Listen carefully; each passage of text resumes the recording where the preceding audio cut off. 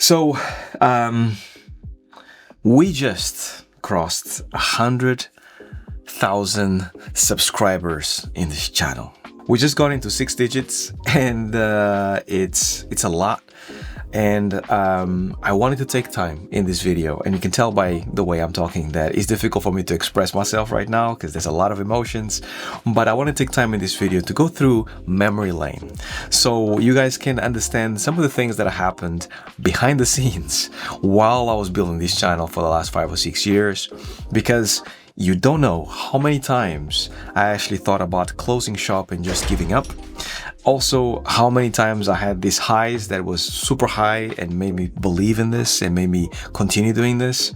And through it all, every Friday, I've been trying to make videos every single time. And in this video, I'd love for you guys to comment down below and let me know how the channel has helped you in your journey, in your career, and much, much more. Because, the love that you guys have for me, I like to answer back and talk to you guys one-on-one as much as possible. So please do. But without further ado, let's get to it. Let's start this video and go down memory lane.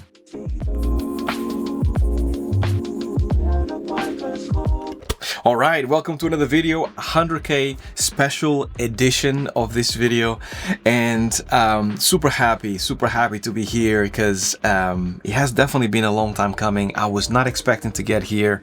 And I know that for a lot of people out there, depending on the channel, some channels get to here in about 6 months, in about 4 weeks. It depends on the popularity of the channel. But the thing that gets me the most is that our channel here is very much a very niche channel. So I am talking about games. Yes, that's massive, but I'm talking about a subsection of games, which is games development.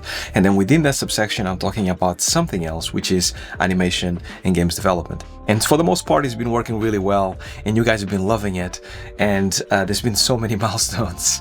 But I want to take you guys right to the beginning of this channel. So for everybody that is new here, my name is Harvey Newman, and in this channel, I try to share my experience with games development, with animation, and much, much more. When I first started, and my first video was in 2018, I have the videos right here. The first video that I did was actually a tutorial, and it was called God of War Axe Throw. And in that point in time, and I'm going to talk about what was happening behind the scenes and then what it took to make the video. At that point in time, I was working in a company called DICE in Sweden, and I was a lead animator on a game called Battlefront 2. And before then, I was working in Battlefield as well. And at that specific time, I was kind of like, not frustrated is a strong word, but I was, I felt like I needed to express myself in more than games. Because what had happened until that point is that I spent many years working many other AAA games.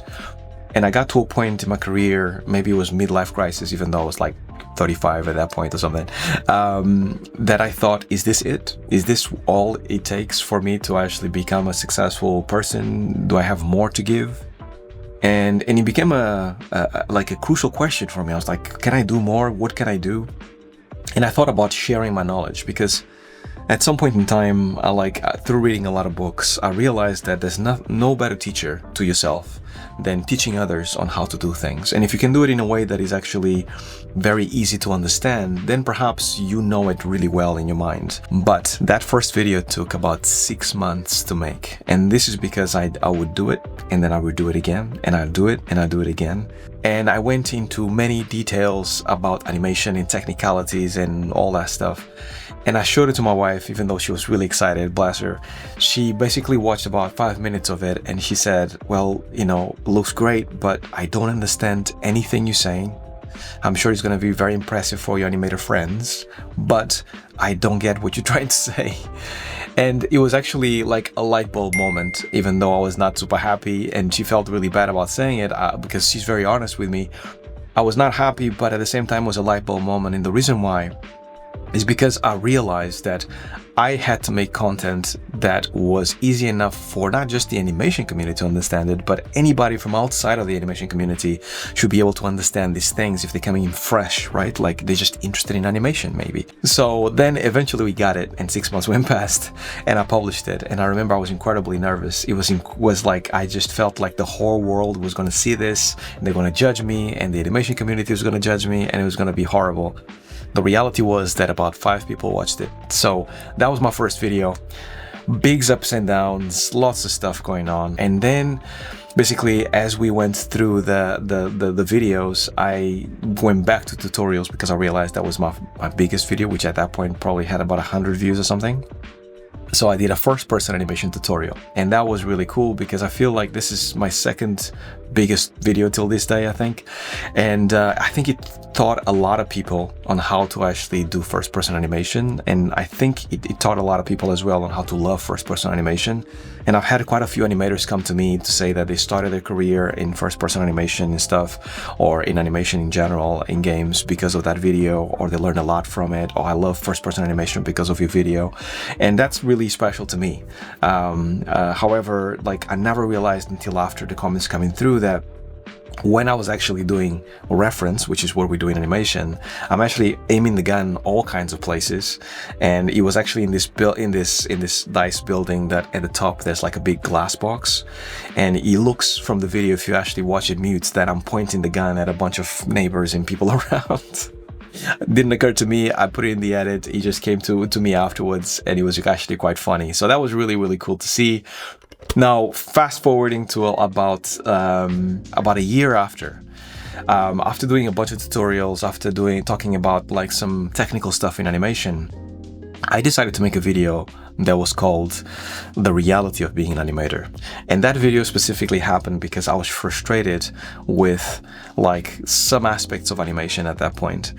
It was the video to this day that I was most nervous about, because it was me being negative, and I was trying to keep it positive all the time.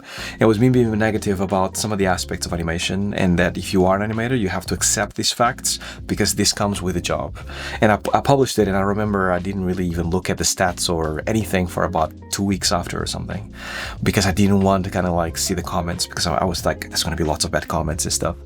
The reality was that a lot of people internally in my company started saying, man, I just checked your YouTube channel, really cool video, the last video they did, all that stuff. It's really true, and all these other things. Like, videos like that are kind of like basically just made this evergreen idea of creating content like just true, and like reinforce that, right? Just make videos that you believe in, that you think that maybe other people will resonate with other people, and people can actually like take the most out of it, right? So that was basically the reality of being an animator, which was really cool. I loved it. And then going forward, much forward, I was super glad the first time that I actually got, for example, the review a tablet, and that was the first time that I started thinking about the audience side of things, right? Starting to think about the originality, the keeping true to the audience, making sure that you don't sell out, making sure that it's easy to go left quickly because you get either products or money, but how can you actually keep true to yourself? Now, I have to fast forward about a year or two later. In 2022, what happened was that I actually got accepted into a YouTube Black, which was very much an initiative from Google, which was basically giving YouTube creators of a certain ethnic backgrounds that were minorities like a voice to kind of shine. And this is when it was in 2022. I loved it, and it was amazing because it was almost like approval from YouTube that they were watching the channel. And this was basically a little glimpse of like, yeah, we see you, we recognize your content, is really cool, and we want you here on this thing that is exclusive for a certain amount of YouTubers. So come over and join us. So I joined them. We were flown to Kenya for the celebration, because you have like almost like a graduation at the end. They flew us to Kenya. We spent a good week in Kenya. We actually got to meet the president of Kenya, and I loved it. I thought it was the most magical experience. I made a lot of friends, but the most important thing that I got is that I got to speak with other YouTubers. Some have millions of subscribers, some have less subscribers than I had. And what I realized by talking to a bunch of people is that numbers really mean nothing if the content is not hitting with a specific audience. I met YouTubers that have millions of views that actually said, I really want to have what you have, which is a niche audience that actually reacts to you and talks to you and comments and communicates with you. And I appreciated you guys much more since then, because having a niche community that is surrounded by gamers and animators and people that love gaming just in general, in the different aspects of gaming, is really special to me. And then I started seeing you guys differently from that point onwards. Not that I didn't respect you before, but it's just that it gave me a new appreciation for the audience that I have, and made me really want to cater for you guys even more, right? Also, I had the chance throughout this channel to actually interview amazing people. And one of the things that I'm really proud of is that as I started the channel, I didn't know if me talking about the stuff that I talk to you guys on a weekly basis, it was going to get other professionals in the industry to, I don't know, like not take me seriously. But the opposite is true. What happened in reality is that I got so much respect from so many creators, so many animators that I really admire throughout the years. And the more I did this, the more respect I got. So yeah, it's really amazing. And as a result, I managed to actually speak with a bunch of people here in this channel, interview a bunch of people. Rich Olico, it's a highlight. For example, we interviewed Richard Oud, which is the animation director for Guerrilla Games. We interviewed Kevin Roger, which is another animator director that is in charge of animations for Slow Clap, which they actually just published Rematch, and they published Sifu. We interviewed Sebastian Kalamba. He used to be the animation director for CDPR, for CD Projekt Red, in Cyberpunk and more games, but now he's the game director for the next Witcher game, which is amazing. We interviewed Keith Lango, another legend that I looked up to and I look up to in this industry, and we talked to him as well. Sean Kelly is another one like I talked to heavily, and once again I admired his work. He founded Animation Mentor. It was such a good chat. Definitely check out the series. There's a bunch of live chats that I've done, and I'm super proud of the work that I've done that, and I want to bring it back. I just don't have the time yet, but I really want to bring it back. And then lately, we can talk about the videos lately, which basically, I don't want to make this video too long, but what has happened as a result of all these things that I just mentioned before is that a lot of doors have opened for me. And as of the last 5-6 years, I've been doing animation consultancy, which is basically helping studios setting up their pipeline and doing better animations and getting unstuck in a lot of animation things, basically using my experience with all these things. And it has been because of this channel for the most part. They see me talking about these things, they understand that I know these things, and then they want the help because of these things. And this is really cool. Another thing that has been happening as well is that I had other opportunities that I never dreamed of, such as writing a book. Right now I'm actually writing a book. I'm actually about to finish it, and then it's going to hopefully come out next year. And on top of that, like I'm starting to have at this level a lot of collaborations with a lot of brands. Partnering up with a lot of companies that I enjoy, that I think you guys enjoy, helps me a ton. So my partners that have been super reliable, definitely going to be number one, Autodesk.